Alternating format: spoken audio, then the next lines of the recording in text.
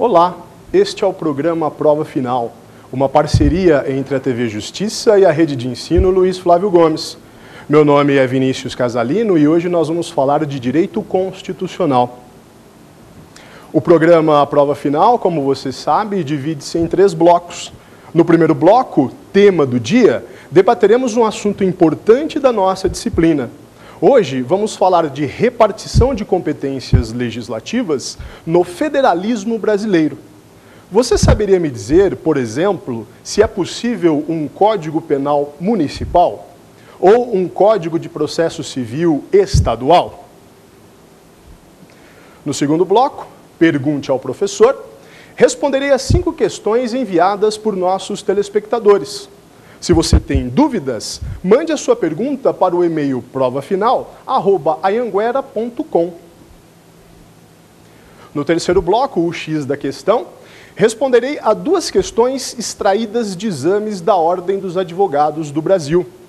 Analisaremos alternativa por alternativa e, ao final, a resposta correta. O programa Prova Final não se destina apenas àqueles que se preparam para concursos públicos. Se você gosta da nossa disciplina, tem interesse em se aprofundar em direito constitucional, fique conosco. Eu vejo você no próximo bloco, tema do dia.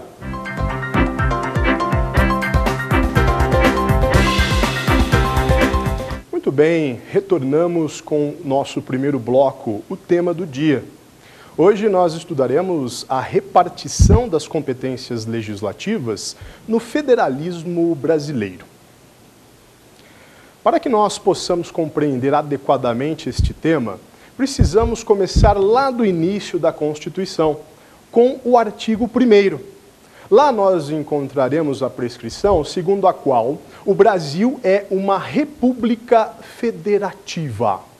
Como você percebe, a Constituição de 1988 adotou como forma de Estado o federalismo e não aquilo que se contrapõe à forma federativa, o Estado unitário.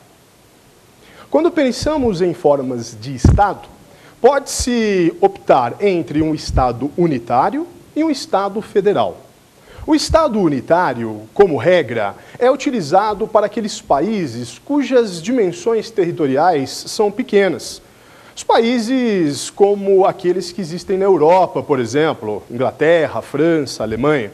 No Estado unitário, não existe uma distribuição de competências legislativas e administrativas entre diversos polos de autoridades. Pelo contrário, no Estado unitário, existe a concentração do poder político e das funções administrativas em uma autoridade que se espalha por todo o território. O Estado unitário pode ser dividido em Estado unitário puro e Estado unitário descentralizado.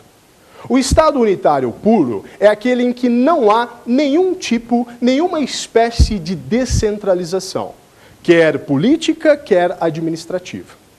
No Estado unitário descentralizado, que é a regra hoje em dia, diga-se de passagem, muito embora haja a concentração do poder político, há uma certa descentralização das funções administrativas.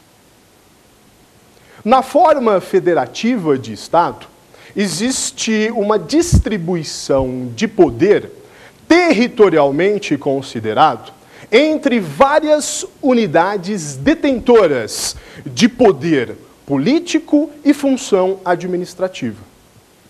No federalismo clássico, aquele federalismo que teve origem nos Estados Unidos, com a proclamação da sua independência, neste federalismo clássico, a Constituição distribui as funções políticas entre basicamente 2 entes, os Estados e a União. É importante diferenciar a federação da confederação. A confederação significa a reunião de países soberanos, uma reunião que se dá em torno de um tratado internacional. Na confederação, cada unidade mantém a sua soberania. Apenas algumas funções são exercidas pelo ente central. Na Confederação, existe o direito de secessão, o direito de separar-se, de sair da Confederação. Isso não ocorre no Estado Federal. No artigo 1º de nossa Constituição, por exemplo, nós encontramos o dispositivo que diz: o Brasil é uma república federativa que tem um vínculo indissolúvel entre União, Estados, Distrito Federal e municípios. Pois bem, o Brasil é uma federação. A Constituição adotou como forma de Estado, isto é, como forma de distribuição do poder pelo território nacional, a forma federativa. Forma federativa de Estado significa que existem várias pessoas jurídicas de direito público, detentoras de poder político e função administrativa. No Brasil, existem 4 dessas pessoas, também chamados de entes federativos: União, Estados, Distrito Federal e municípios. O artigo 18 da nossa Constituição deixa muito claro que o município é um ente federativo e que todos eles são dotados de autonomia. Tem, portanto, esferas de poder e de competência previstas diretamente no texto constitucional. Existe uma diferença muito importante entre soberania e autonomia. E é importante que você não confunda isso, porque isso é muito solicitado em provas e concursos. Soberana é a República Federativa do Brasil. Soberano é o Estado brasileiro. Os entes federativos, União, Estados, Distrito Federal e municípios, não são soberanos. São autônomos, são dotados de autonomia. Soberania é a capacidade que o Estado brasileiro tem de se autodeterminar, por vontade própria, sem que se submeta às ordens de um Estado estrangeiro ou de um outro poder interno. Autonomia, por sua vez, atributo dos entes federativos, significa que estes estão autorizados a fazer ou deixar de fazer. Estão autorizados a exercitar o seu poder e suas funções administrativas nos termos daquilo que a Constituição estabelece. União, Estados, Distrito Federal e municípios são todos autônomos nos termos desta Constituição, diz o artigo 18 do texto constitucional. Isso significa que cada um deles tem as suas próprias atribuições, fixadas no texto da Constituição. E o que é mais importante, não existe vínculo de hierarquia. Eu quero que você entenda bem isso. Muito embora pareça que a União é mais importante do que os estados, ou que os estados são mais importantes que os municípios, isto não é correto. No federalismo brasileiro, existe a relação de horizontalidade entre os entes federativos. Vale dizer, o que disciplina a relação entre eles é o princípio da igualdade, o princípio da isonomia federativa. Cada um deles tem a sua própria autonomia, que deriva do texto constitucional. Esta autonomia, diz a melhor doutrina, pode ser resumida na expressão FAP, F-A-P, que significa autonomia financeira, administrativa e política. Autonomia financeira, porque os entes federativos têm que ter os recursos financeiros necessários para que possam cumprir os deveres estabelecidos na Constituição. Você já deve ter pensado aí com os seus botões. Esta autonomia financeira decorre da competência tributária que os entes federativos têm. Cada um deles tem a autorização da própria Constituição para instituir os seus tributos. E, com base nesses tributos, auferir os recursos necessários para que possam cumprir os deveres estabelecidos no texto da Constituição. Autonomia administrativa significa aquele conjunto de atribuições, aquele conjunto de poderes e deveres que decorrem do próprio texto constitucional. A autonomia administrativa significa a capacidade que os entes federativos têm de prestar à população alguns serviços públicos essenciais, ou funções administrativas importantes, como, por exemplo, o poder de polícia. E, finalmente, o item que é mais apropriado para a nossa aula, a autonomia política. O que é que significa dizer que os entes federativos têm autonomia política? Significa dizer que os quatro, União, Estados, Distrito Federal e Município, possuem, na sua forma de ser, poder legislativo. A Constituição garante poder legislativo à União, aos Estados, ao Distrito Federal e aos municípios. Ora, se os quatro entes federativos possuem seus próprios poderes legislativos, então é óbvio que cada um deles pode legislar, criar normas genéricas e abstratas, que inauguram a ordem jurídica, criando deveres, obrigações e direitos para as pessoas.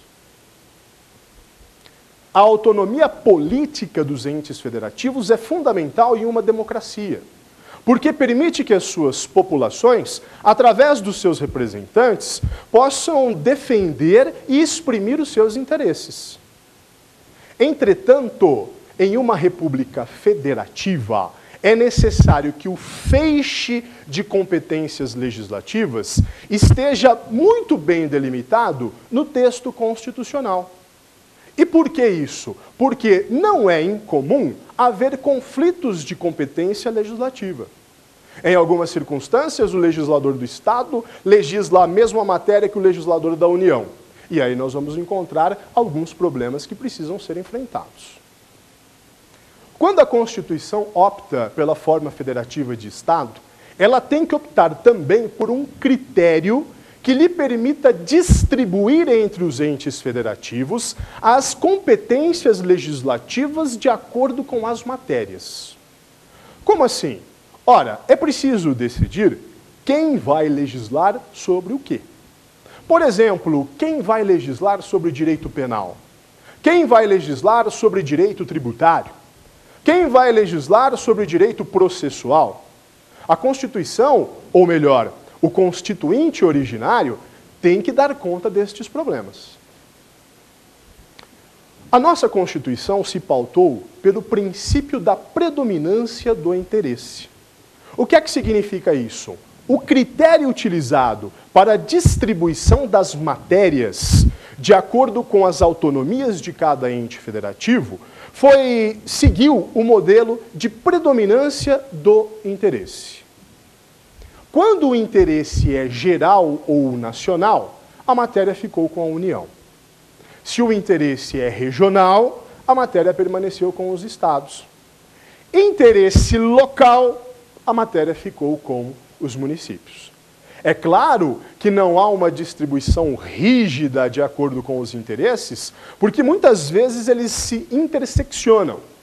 Mas o esquema básico adotado pelo texto constitucional de 1988 é este. De acordo com esse panorama, nós encontramos, por exemplo, no artigo 22, a competência privativa da União.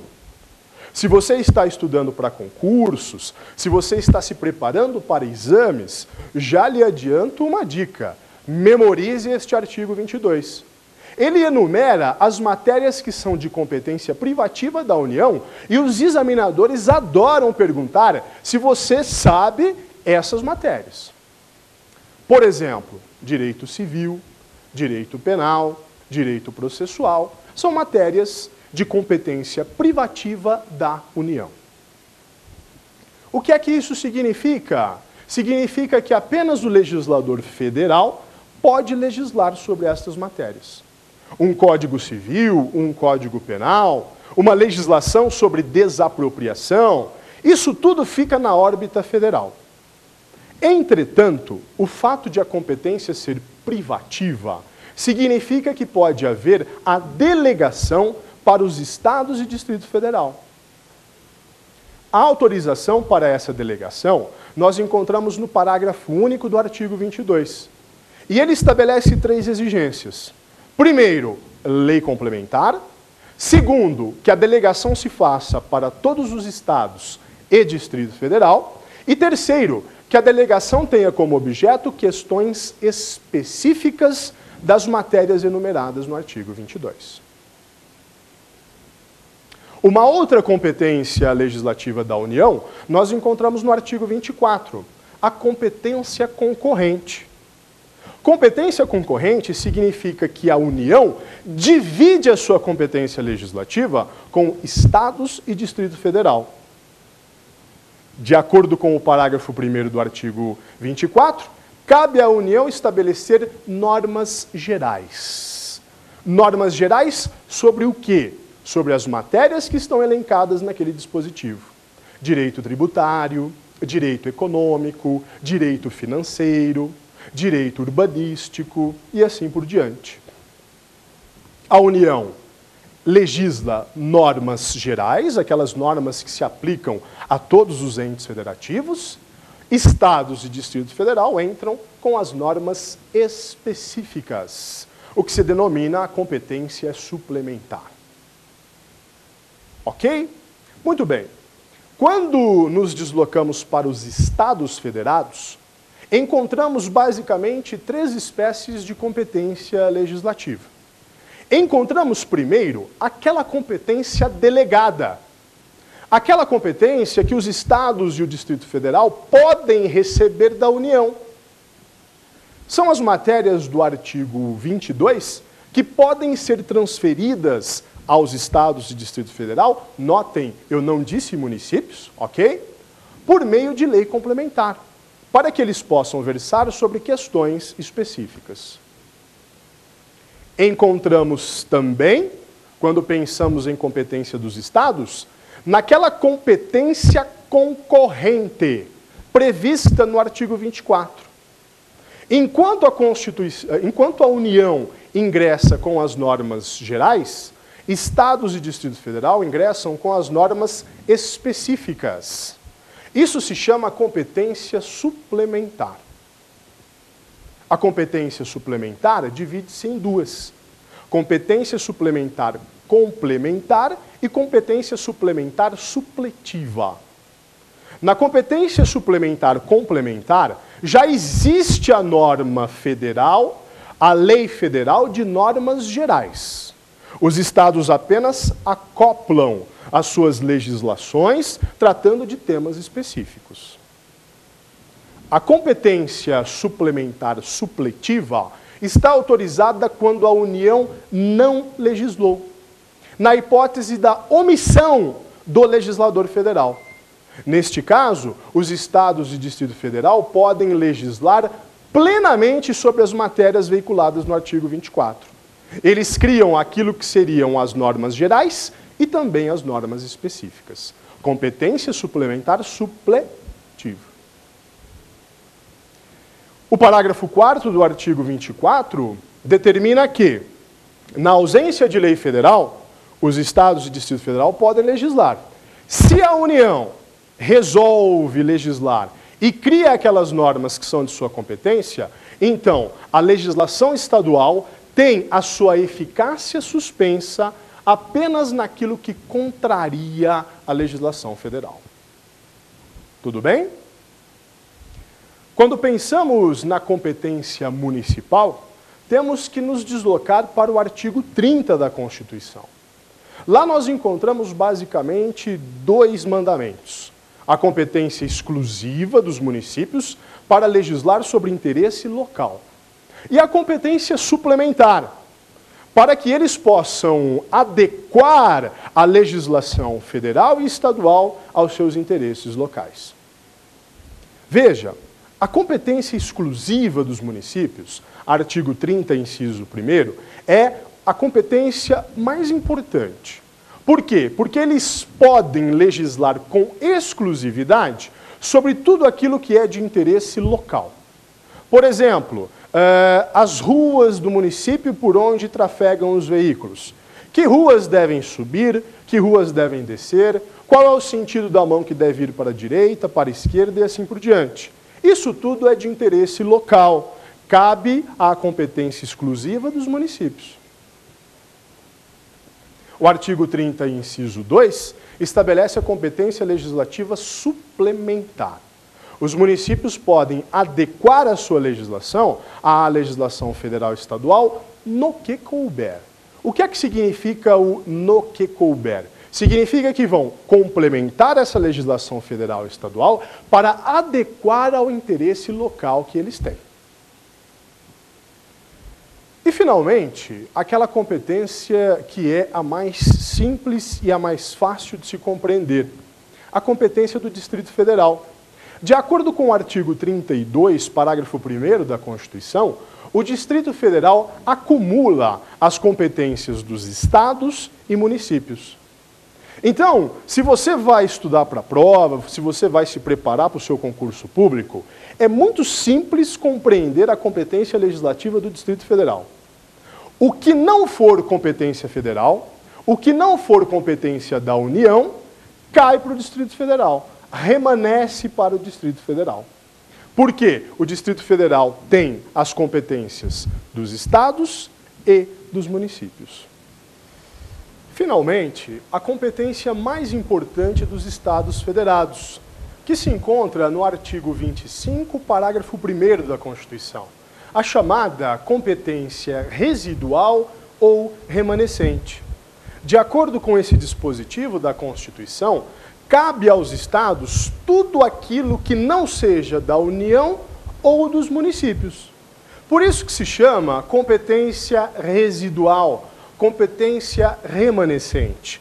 Todas aquelas matérias que restaram, que não foram atribuídas à União ou aos municípios, ficam por exclusão com os Estados Federados e o Distrito Federal. Quando pensamos na competência dos municípios, nos deslocamos ao artigo 30 da Constituição, especificamente incisos 1 e 2. O inciso 1 estabelece a competência mais importante deste ente federativo. Trata-se da competência exclusiva para legislar sobre assuntos de interesse local. A Constituição entendeu que tudo quanto seja de interesse da localidade fica com os municípios. Esta competência é exclusiva, porque nem a União, nem os estados podem ingressar, podem tentar legislar sobre assuntos que sejam de interesse local dos munícipes. Podemos pensar em um exemplo: as ruas do município e a maneira como os veículos devem trafegar. A rua central deve ir para a direita ou para a esquerda. A rua secundária deve subir ou descer. Estes são assuntos de interesse local e que cabem, portanto, à competência legislativa municipal. O artigo 30, inciso 2, trata da competência suplementar que os municípios têm para adequar as legislações federal e estadual aos seus interesses locais. O artigo 30, inciso 2, diz que cabe ao município legislar para suplementar a legislação federal e estadual no que couber. Esta expressão no que couber significa que deve adequar a legislação federal ou estadual aos seus interesses locais específicos. Finalmente, a competência do Distrito Federal. Esta competência é, digamos assim, a mais fácil para aqueles que estão estudando para concursos e exames públicos. De acordo com o artigo 32, parágrafo 1º da Constituição, cabe ao Distrito Federal as mesmas competências que têm os estados e os municípios. Em outras palavras, o Distrito Federal possui competência legislativa cumulativa.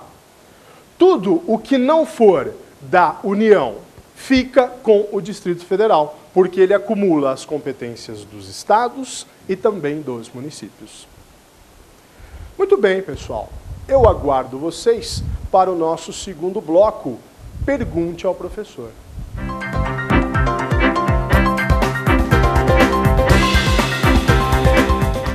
Retornamos com o segundo bloco do nosso programa, Pergunte ao Professor. Neste bloco, responderei as 5 indagações enviadas por nossos telespectadores. Vamos à primeira pergunta? Qual a diferença entre modelo clássico e modelo moderno de repartição de competências legislativas? Muito bem, Natan, muito obrigado por sua pergunta. Qual a diferença entre o modelo clássico e o modelo moderno de repartição de competências legislativas?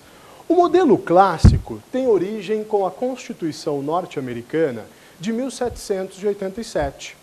Este modelo, que na verdade é o modelo ao qual todos os outros países vão seguir, estabelece que, para a União, existem poderes enumerados e, para os estados, ficam os poderes remanescentes.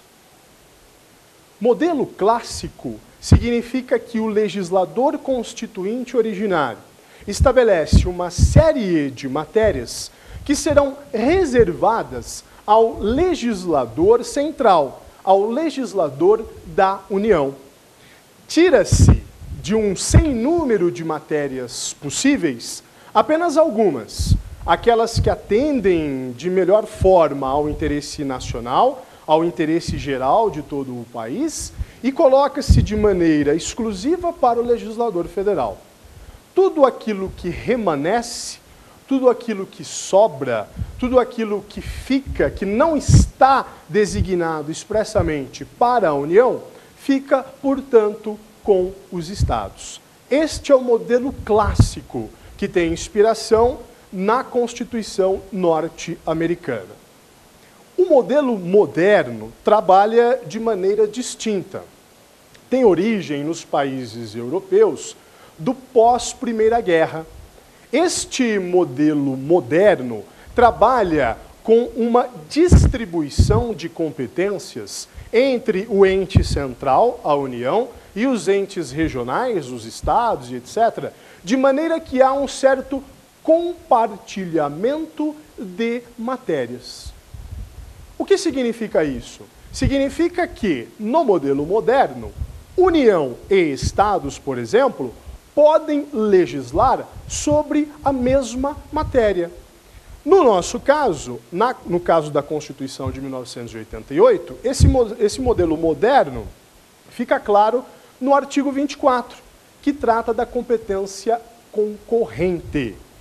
Ali, como nós vimos, peguemos, por exemplo, o direito tributário. A União pode legislar sobre direito tributário, assim como os estados e o Distrito Federal. A União estabelece as normas gerais, os estados e o Distrito Federal entram com as normas específicas, adequadas a seus interesses regionais. Portanto, nós temos aí a diferença, a distinção entre modelo clássico e modelo moderno de repartição das competências legislativas. Vamos para a nossa segunda pergunta? Qual a diferença entre modelo horizontal e modelo vertical de repartição de competências legislativas? Muito bem, qual a diferença entre o modelo vertical e o modelo horizontal de repartição de competências legislativas? Olha, esse é um tema muito solicitado em provas e concursos, porque ele busca ali um conhecimento bem específico dos modelos de federalismo ou dos modelos de estados federais possíveis. Quando pensamos no modelo horizontal, eu quero que você o relacione com aquele modelo clássico do qual nós falamos.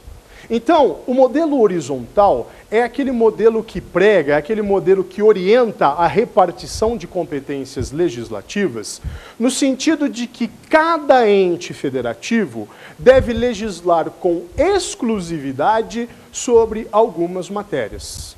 Então, peguemos, por exemplo, de acordo com esse modelo horizontal, a União vai legislar sobre direito civil e apenas ela legislará sobre direito civil. Não existe a possibilidade de nenhum outro ente federativo tratar daquela matéria.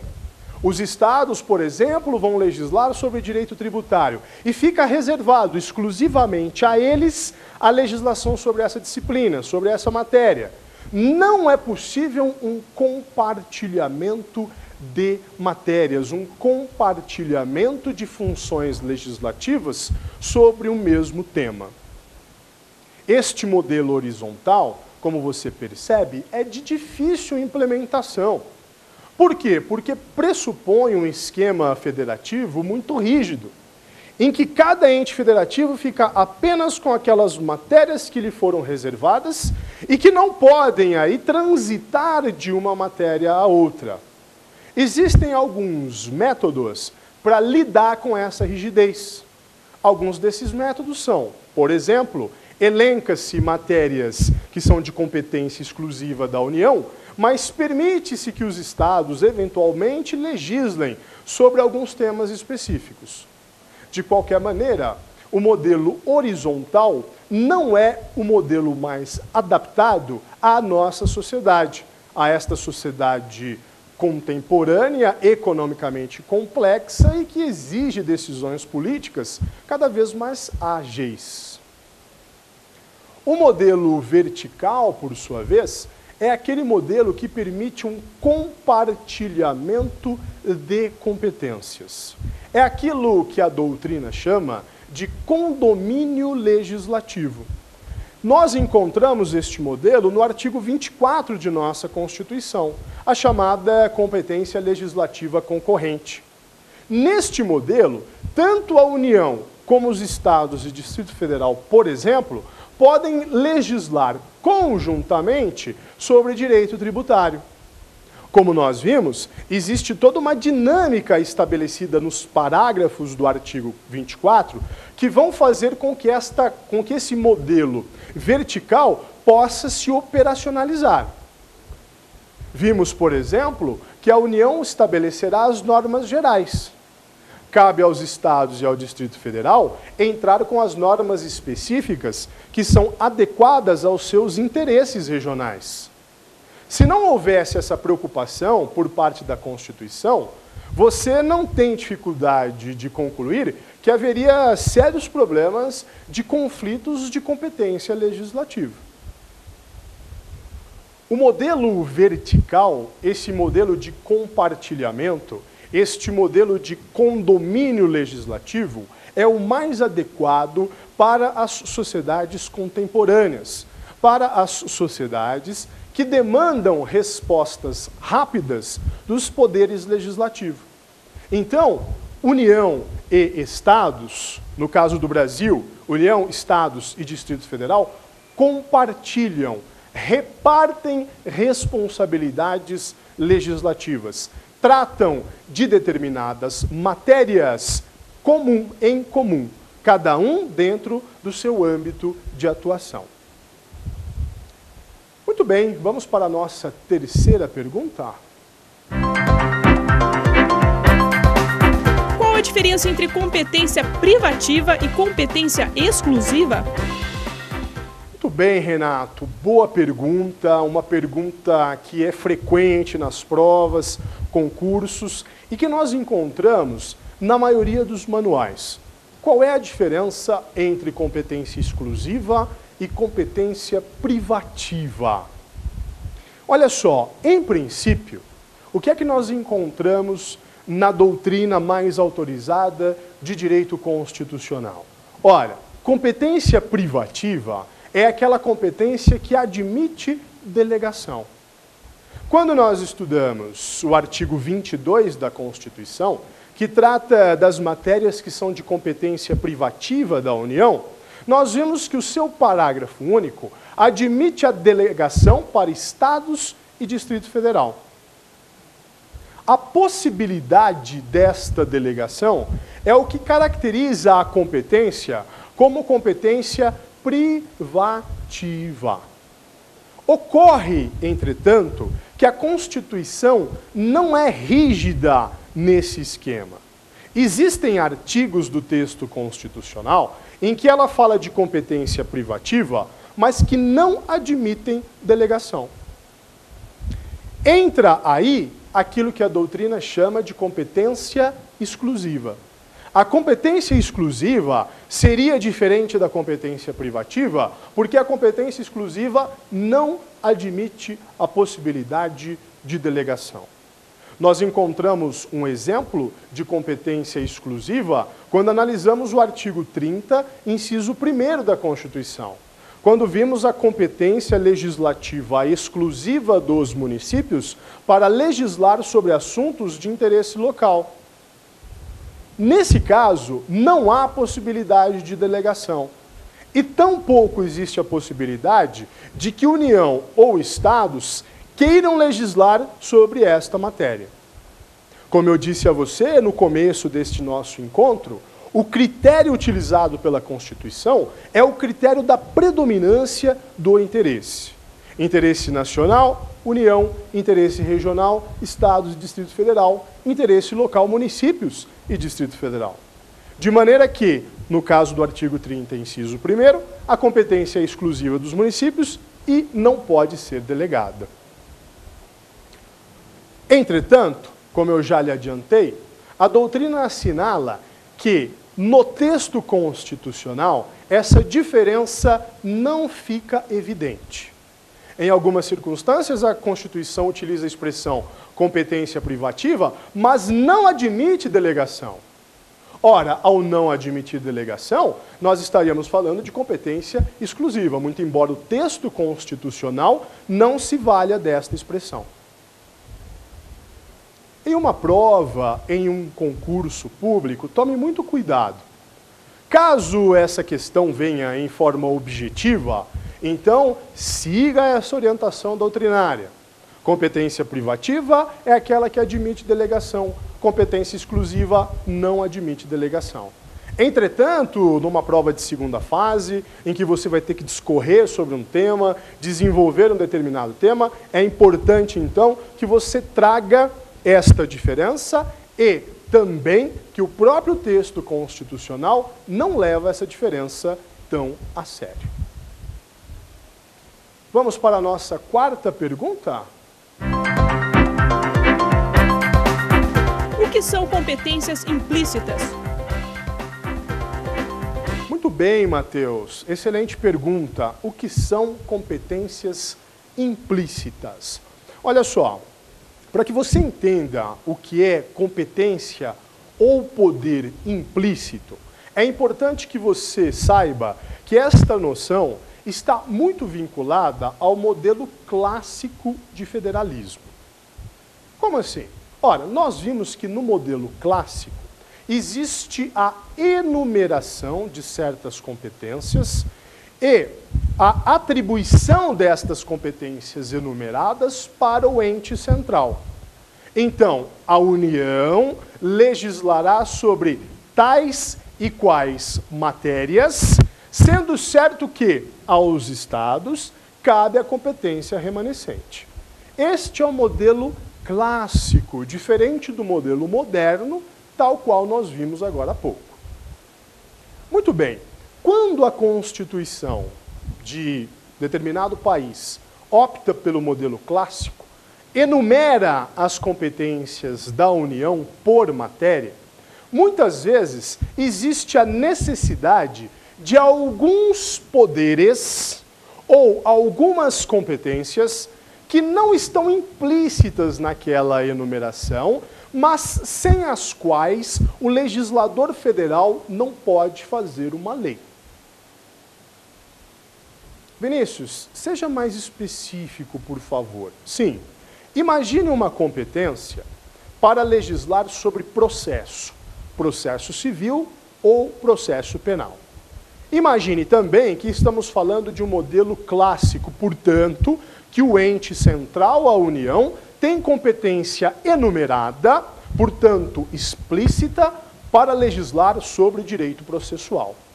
Você há de convir comigo que esta competência para legislar sobre direito processual demanda, exige do legislador que ele também legisle sobre procedimento. Você sabe, e os doutrinadores de processo, os processualistas fazem questão de insistir, existe uma diferença muito clara entre processo e procedimento. O processo é algo muito mais amplo, que lida com princípios, que lida com contraditório, ampla defesa e etc.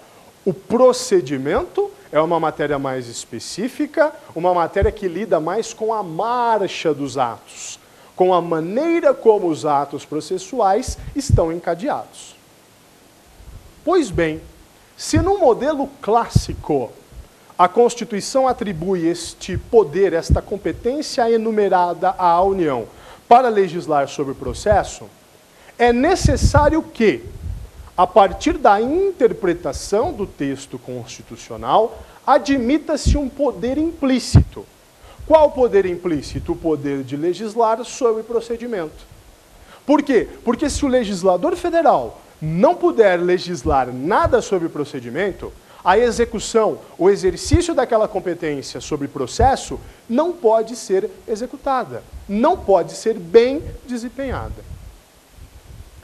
Competência implícita, portanto, significa o reconhecimento de uma competência que não está expressa no texto constitucional, mas que é absolutamente necessária para que o ente federativo possa se desincumbir daquele dever, para que o poder legislativo possa legislar sobre uma matéria específica. O que os doutrinadores chamam a atenção é o seguinte: você pode reconhecer competência implícita para a União, para os estados, para o Distrito Federal e para os municípios. O que você não deve fazer é reconhecer competência implícita no caso da competência remanescente. Tudo bem? A competência remanescente, como nós vimos, pelo menos no caso da Constituição brasileira, é aquela competência reservada aos estados e que tem a aptidão de legislar sobre tudo aquilo que não ficou para a União nem para os municípios. Bom, nesse caso, não há que se falar em competência implícita, porque a competência remanescente, ela já traz consigo, ela já traz no seu conceito um espaço maior, uma liberdade maior de tratamento legislativo por parte dos estados. Ok? Muito bem, vamos para a nossa quinta e última indagação. Como se resolvem eventuais conflitos de competência legislativa no interior da federação? Muito bem, Beatriz. Muito boa pergunta. Como se resolvem os conflitos de competência legislativa no interior da federação? Você pode imaginar, num primeiro momento, que, no caso de um conflito entre uma lei federal e uma lei estadual, ou uma lei estadual e uma lei municipal, nesses casos de conflito entre legislações dos entes federativos, você poderia imaginar, num primeiro momento, que ele se resolvesse pelo critério da hierarquia. Ah, Vinícius, a legislação federal é mais importante que a estadual é mais importante que a municipal, então existe um vínculo aí de hierarquia, logo eu devo obedecer à escadinha federativa. Nada disso. Como eu lhes adiantei no começo da nossa aula, o princípio que orienta a relação entre os entes federativos é o princípio da isonomia. Logo, eles estão todos em pé de igualdade. Não existe hierarquia entre legislação federal, estadual, municipal e distrital. Bom, mas então, se a União e os estados, por exemplo, legislam sobre uma mesma matéria, e não se trata de competência concorrente, ou, tratando-se de competência concorrente, um invada a competência do outro. Como é que nós resolvemos essa situação? Deveríamos ir ao Superior Tribunal de Justiça? Esse raciocínio induz em erro. Se você pensar, olha, há um conflito de legislações, como eu não estou falando de Constituição, eu vou ao Superior Tribunal de Justiça. Nada disso. Quando há um conflito de legislações, quando o legislador federal invade competência estadual ou vice-versa, na verdade, o problema é constitucional. Nós não temos aí uma simples colisão de legislações infraconstitucionais, não. Na verdade, nós temos o desrespeito ao dispositivo constitucional que fixa a competência. Ora, se há um desrespeito do texto constitucional que fixa a competência, quem tem que resolver, a autoridade a qual se deve recorrer é o Supremo Tribunal Federal. Então, pessoal, conflitos de competência no seio da federação são resolvidos pelas cortes constitucionais. No Brasil, a Corte Constitucional é o Supremo Tribunal Federal. Portanto, é a autoridade encarregada de analisar este problema de inconstitucionalidade. Inconstitucionalidade material? Não. Neste caso, inconstitucionalidade formal. Problema de competência remete à forma. Inconstitucionalidade formal orgânica. O Supremo Tribunal Federal e as cortes constitucionais desempenham um papel absolutamente fundamental e importante em todo e qualquer Estado federal. Não só no Brasil, mas em quaisquer deles que existam no mundo. Eu vejo você no nosso terceiro e último bloco, o X da questão.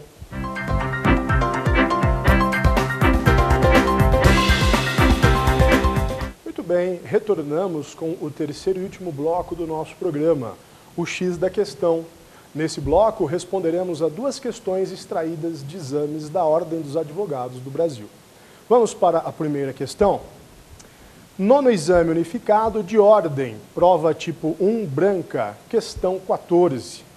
O Estado W, governado por dirigente progressista, pretende realizar uma ampla reforma agrária no seu território, para melhor dividir a terra, incluindo diversos desempregados na vida produtiva, apresentando ainda amplo programa de financiamento das atividades agrícolas.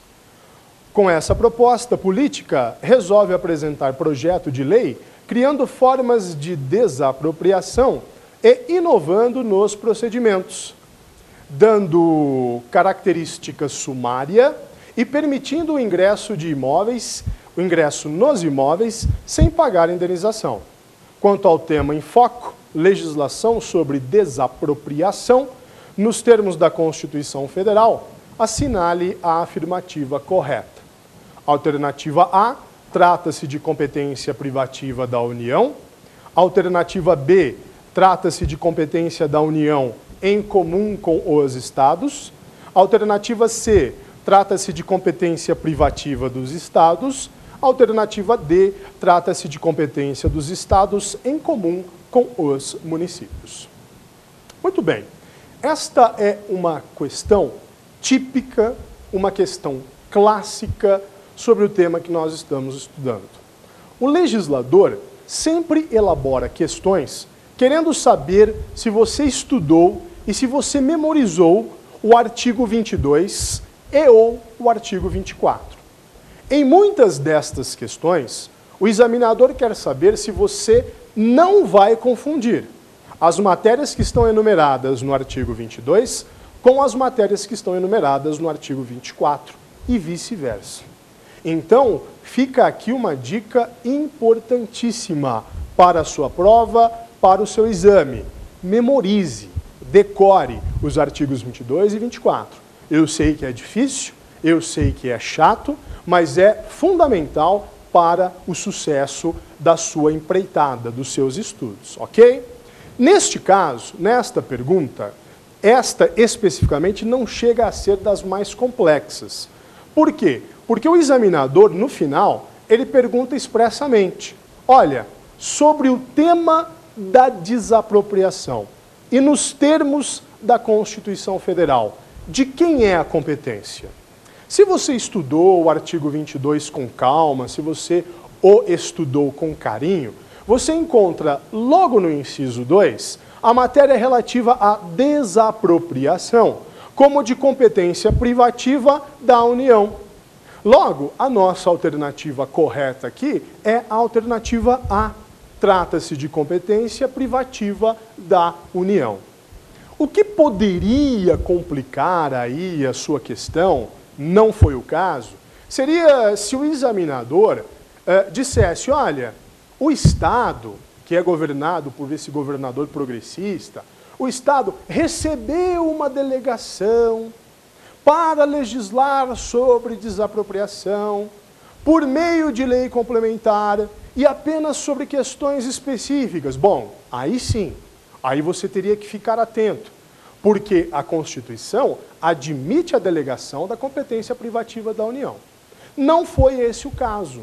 O examinador facilitou para você. Ele não mencionou delegação, não mencionou lei complementar, não mencionou questões específicas e etc. Disse só legislar sobre desapropriação. Bom, nesse caso, artigo 22, inciso 2, competência privativa da União. Perfeito? Muito bem, vamos para a nossa segunda pergunta. Sétimo exame de ordem unificado, prova tipo 1 branca, questão 21.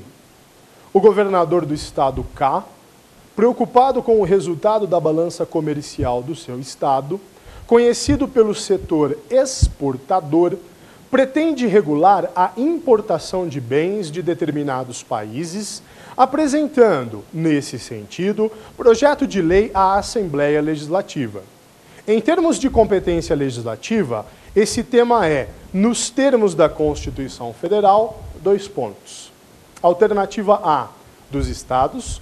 Alternativa B, da União. Alternativa C, do Distrito Federal. Alternativa D, dos municípios. Muito bem. Esta questão, tal qual a outra, e é, como eu disse a você, o modelo clássico de questões sobre competência legislativa, quer saber o seguinte: de quem é a competência para legislar sobre comércio exterior? Já vou lhe adiantar a resposta. Artigo 22, inciso 8, competência privativa da União. Então, se você tivesse feito a leitura do artigo, se você tivesse analisado, memorizado, você não teria problema em responder essa questão. Mas aqui, eu quero dar uma dica para você. Sempre que houver uma questão falando de relações internacionais, de relações entre a República Federativa do Brasil e outros estados soberanos, olha, essa questão encaminha-se para uma competência federal. Você há de convir comigo que, quando a gente pensa em interesse nacional, lembra do princípio da predominância do interesse? Você há de convir comigo que as relações entre República Federativa do Brasil e estados estrangeiros não caem na competência regional ou local, que é dos estados, Distrito Federal e municípios. Isso fica para a competência da União. Isso fica como interesse nacional.